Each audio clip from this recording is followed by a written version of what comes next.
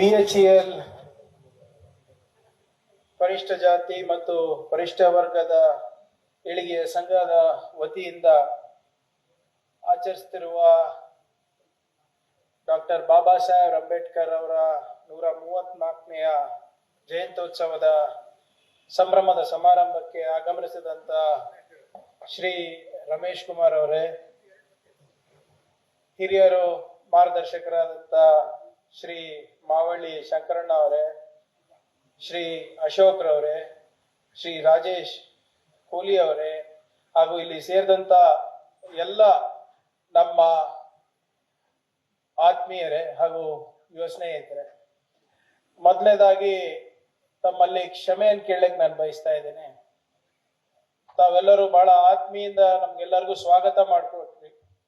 ಮತ್ತೆ ಒಂದು ಒಳ್ಳೆ ದೊಡ್ಡ ಮಟ್ಟದಲ್ಲಿ ರಾಜರ ಕುರ್ಚಿ ಬೇರೆ ಹಾಕಿದ್ರಿ. ಮತ್ತೆ ಶಾಲು, ಹಾರ ಎಲ್ಲಾನು ಕೂಡ ತಾವು ಅರೇಂಜ್ ಮಾಡಿ ನನಗೆ ಫೆಲಿಸಿಟೇಷನ್ ಮಾಡಬೇಕು ಅಂತ ಹೇಳಿದ್ರು. ಪಾಪ ನಮ್ಮ ನಿರೂಪಕರು ಕೂಡ ಹೂಗೊಚ್ಚೆ ಕೊಡುವ ಮುಖಾಂತರ ಅವರಿಗೆ ಸನ್ಮಾನ ಮಾಡ್ತೀನಿ ಅಂತ ಕೂಡ ಹೇಳಿದ್ರಿ. ದಯವಿಟ್ಟು ಕ್ಷಮಿಸ್ಬೇಕು. ಆದ್ರೆ ನಾನು ಒಂದು ಪಾಲಿಸಿಯನ್ನ ಮಾಡ್ಕೊಂಡಿದ್ದೀನಿ, ನೋ ಮೋರ್ ಫೆಲಿಸಿಟೇಷನ್ಸ್. ನಾವು ಯಾರು ಕೂಡ ನನ್ನ ಕ್ಷೇತ್ರದಲ್ಲೂ ಅಷ್ಟೇ ಯಾರು ಹಾರ ಹಾಕೋದಿಲ್ಲ, ಶಾಲ್ ಹಾಕೋದಿಲ್ಲ. ಅದ್ರ ಬದಲಾಗಿ ತಾವು ನನಗೆ ಪುಸ್ತಕ ಕೊಡಿ ಅಂತ ನಾನು ಹೇಳಿದೆ.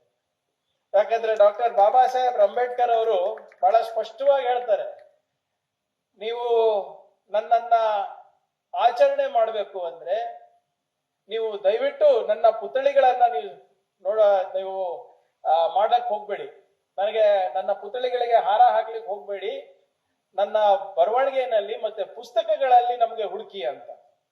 ಮತ್ತೆ ನಮ್ದು ಕೂಡ ಕೆಲವು ಸಾಮಾಜಿಕ ಜವಾಬ್ದಾರಿಗಳಾಗಿರ್ತವೆ. ನಾನು ಗ್ರಾಮೀಣ ಅಭಿವೃದ್ಧಿ ಸಚಿವನಾಗಿ 6,000ಕ್ಕಿಂತ ಹೆಚ್ಚು ಅರಿವು ಕೇಂದ್ರಗಳನ್ನ ನಡೆಸ್ತೀವಿ, ಅಂದ್ರೆ ಲೈಬ್ರರಿಗಳನ್ನ ನಾವು ನಡೆಸ್ತೀವಿ. ಸೊ ನೀವು ಕೂಡ ಏನು ಕೂಡ ಪುಸ್ತಕಗಳೆಲ್ಲ ಏನಿದೆ, ನಾನು ಓದಿದ್ರೆ ಸೀದಾ ಅಲ್ಲಿಗೆ ಹೋಗ್ಬಿಡುತ್ತೆ, ಅಥವಾ ನಾನು ಓದ್ಬಿಟ್ಟು ಕೊಡ್ತೀನಿ. ಸೊ ತಿಂಗಳಿಗೆ ಏನಿಲ್ಲ ಅಂದ್ರೂ 1,500ರಿಂದ 2,000 ಪುಸ್ತಕ ನಮ್ಮ ಗ್ರಾಮೀಣ ಲೈಬ್ರರಿಗಳಿಗೆ ಹೋಗುತ್ತೆ ತಮ್ಮ ಮುಖಾಂತರ, ತಮ್ಮ ಆಶೀರ್ವಾದದಿಂದ. ಸೊ ಆದ್ರಿಂದ ತಾವಿವತ್ತು ಏನು ಸನ್ಮಾನವನ್ನ ಸ್ವೀಕಾರ ಮಾಡಿಲ್ಲ ಅಂತ ದಯವಿಟ್ಟು ಅನ್ಯತಾ ಯಾರು ಭಾವಿಸಬಾರ್ದು ಅಂತ ತಮ್ಮ ಹತ್ರ ಕ್ಷಮೆಯನ್ನು ಕೇಳ್ತೀನಿ. ಮತ್ತೆ ತಮ್ಮ ಪ್ರೀತಿಗೆ ಸದಾ ಋಣದಿಂದ ಕೂಡ ಇರ್ತೀನಿ ಅಂತ ಹೇಳಿಕ್ ನಾನು ಬಯಸ್ತಾ ಇದ್ದೀನಿ. ಇದು ಯಾಕೆ ಹೇಳ್ತಾ ಇದ್ದೀನಿ ಅಂದ್ರೆ, ನನ್ನ ಪ್ರಕಾರ ಬಾಬಾ ಸಾಹೇಬ್ ಅಂಬೇಡ್ಕರ್ ಅವರು ನಮ್ಮ ಇಡೀ ವಿಶ್ವದಲ್ಲೇ ಶ್ರೇಷ್ಠ ದಾರ್ಶನಿಕರು, probably the most visionary person in the world.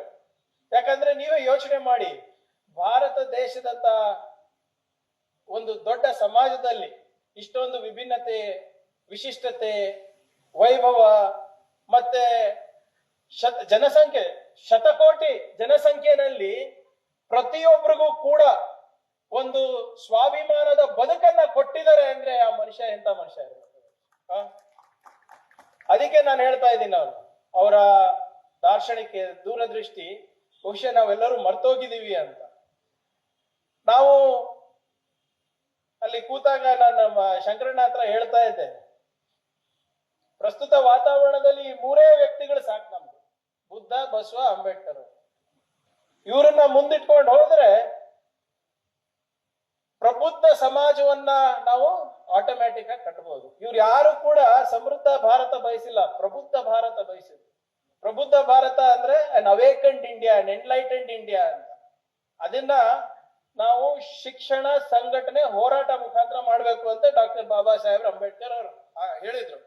ಆದ್ರೆ ಎಷ್ಟು ಜನ ನೆನ್ಪಿಟ್ಕೊಂಡಿದೀವಿ? ನಾವೆಲ್ಲರೂ ಬರೇ ಜಯಂತಿ ಆಚರಣೆಗೆ ಸೀಮಿತ ಆಗಿದ್ವಿ, ಇನ್ಕ್ಲೂಡಿಂಗ್ ಮೀ. ನಾವು ಬರೇ ನಿಮ್ಮನ್ನ ಹೇಳ್ತಾ ಇಲ್ಲ.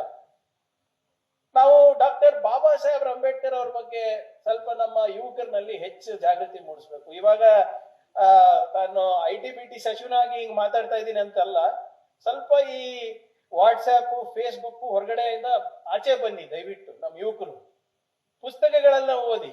ತಂತ್ರಜ್ಞಾನ ಎಷ್ಟು ಬಳಸಬೇಕು, ಬಳಸಬಾರ್ದು ಅಂತ ಇಲ್ಲ, ಅದರಿಂದ ಒಳ್ಳೇದು ಇದೆ, ಕೆಟ್ಟದ್ದು ಇದೆ. ಆದ್ರೆ ಇತ್ತೀಚೆಗೆ ಬರ್ತಾ ಇರುವಂತ ನೀವು ಮಾಹಿತಿಗಳು ನೋಡಿದ್ರೆ ನಮಗೆ ಆತಂಕನೇ ಸೃಷ್ಟಿ ಆಗ್ತದೆ. ಬಾಬಾ ಸಾಹೇಬ್ ಅಂಬೇಡ್ಕರ್ ಅವರು ಯಾವ ಮಟ್ಟಕ್ಕೆ ಅವರ ದೂರದೃಷ್ಟಿ ಇದೆ ಅಂದ್ಬಿಟ್ಟು ನಮ್ಮ ಯುವಕರು ತಿಳ್ಕೋಬೇಕಾಯ್ತು. ಬಹಳಷ್ಟು ಜನ ಮರ್ತೋಗ್ಬಿಟ್ಟಿದೀವಿ.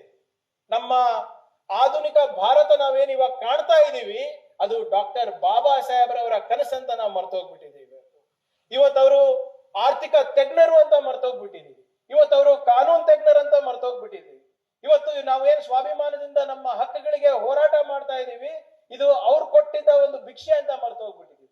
ವಿಶ್ವದ ಅತ್ಯಂತ ದೊಡ್ಡ ಸಂವಿಧಾನ ಬರೆದವರು ಡಾಕ್ಟರ್ ಬಾಬಾ ಸಾಹೇಬ್ರಂತ ಮರ್ತೋಗ್ಬಿಟ್ಟು ಇವತ್ತು ಅವರಿಗೆ ನಾವು ಬರೇ ಒಂದು ದಲಿತ ನಾಯಕನಂತ ಮಾತ್ರ ನಾವು ಸೀಮಿತವಾಗಿ ನಾವು ಮಾಡ್ಬಿಟ್ಟಿದೀವಿ.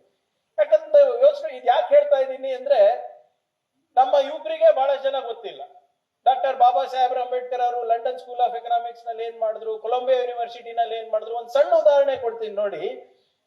ಡಾಕ್ಟರ್ ಬಾಬಾ ಸಾಹೇಬ್ ಅಂಬೇಡ್ಕರ್ ಅವರು ಕೊಲಂಬಿಯಾ ಯೂನಿವರ್ಸಿಟಿನಲ್ಲಿ ಇದ್ದಾಗ 29 ಕೋರ್ಸ್ ಅರ್ಥಶಾಸ್ತ್ರದಲ್ಲಿ ಮಾಡಿದ್ರು, 11 ಕೋರ್ಸ್ಗಳು ಇತಿಹಾಸದಲ್ಲಿ ಮಾಡಿದ್ರು, 6 ಸಮಾಜಶಾಸ್ತ್ರದಲ್ಲಿ ಮಾಡಿದ್ರು, 5 ತತ್ವಶಾಸ್ತ್ರದಲ್ಲಿ ಮಾಡಿದ್ರು, 4 ಮಾನವಶಾಸ್ತ್ರದಲ್ಲಿ ಮಾಡಿದ್ರು, 3 ರಾಜಕೀಯದಲ್ಲಿ ಮಾಡಿದ್ರು.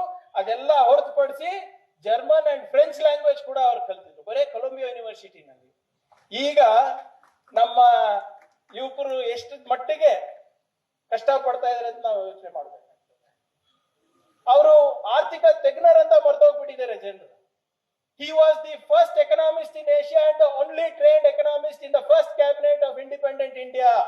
ಇವತ್ತು ರಿಸರ್ವ್ ಬ್ಯಾಂಕ್ ಆಫ್ ಇಂಡಿಯಾ ಅಂತ ನೀವೇನ್ ನೋಡ್ತೀರಾ, ಅದು ಡಾಕ್ಟರ್ ಬಾಬಾ ಸಾಹೇಬ್ ಅಂಬೇಡ್ಕರ್ ಅವರ ಗೈಡ್ಲೈನ್ಸ್ ನಲ್ಲಿ ಸ್ಥಾಪನೆ ಆಗಿದ್ದು. ಫೈನಾನ್ಸ್ ಕಮಿಷನ್ ಅಂತ ಏನ್ ನೋಡ್ತೀರಾ, ಅದು ಡಾಕ್ಟರ್ ಬಾಬಾ ಸಾಹೇಬ್ ಅಂಬೇಡ್ಕರ್ ಅವರ ಸಲಹೆ ಮೇರೆಗೆ ಆಗಿರೋದು. ಕೇಂದ್ರ ಸರ್ಕಾರ ಮತ್ತು ರಾಜ್ಯ ಸರ್ಕಾರದ ಆಯವ್ಯಯದ ಸಂಬಂಧಗಳು ಹೇಗಿರ್ಬೇಕು ಅಂದ್ಬಿಟ್ಟು ಕೂಡ ಇವತ್ತು ಪ್ರಸ್ತಾಪ ಮಾಡಿದ್ದು ಡಾಕ್ಟರ್ ಬಾಬಾ ಸಾಹೇಬ್ ಅಂಬೇಡ್ಕರ್ ಅವರು. ಪ್ರಾಬ್ಲಮ್ ಆಫ್ ರುಪಿ ಅಂತ ಒಂದು ಬುಕ್ ಬರ್ದಿದ್ದಾರೆ, 100 ವರ್ಷದ ಹಿಂದೆ ಬರ್ದಿರೋ ಬುಕ್ ಡಾಕ್ಟರ್ ಬಾಬಾ ಸಾಹೇಬ್ ಅಂಬೇಡ್ಕರ್ ಅವರು.